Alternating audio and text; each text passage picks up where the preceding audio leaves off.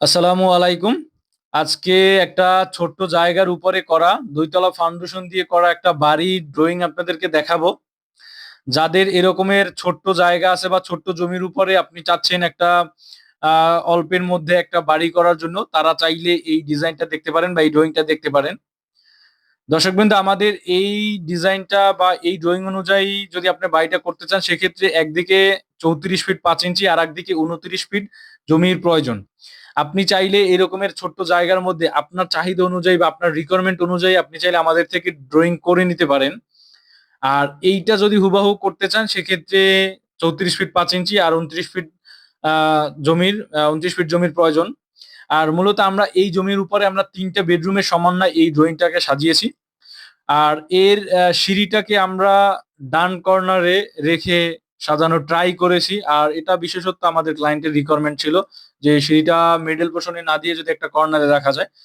তো আমাদের এন্ট্রি থেকে মূলত ঢোকার পরেই হচ্ছে একটা ডাইনিং কাম ড্রয়িং স্পেস থাকবে, যেটা হচ্ছে ১৮ ফিট ৩ ইঞ্চি বাই ৯ ফিট ৪ ইঞ্চির। আর এর পাশে কর্নারে হচ্ছে একটা বেডরুম থাকবে। বেডরুমের সাথে একটা বারান্দা অ্যাটাচ থাকতেছে। মেজারমেন্ট গুলো আপনারা একটু খেয়াল করে দেখে নেবেন। এর পাশেই হচ্ছে আমাদের একটা কিচেন থাকবে ১০ ফিট ৬ ইঞ্চি বাই ৬ ফিট ১০ ইঞ্চির।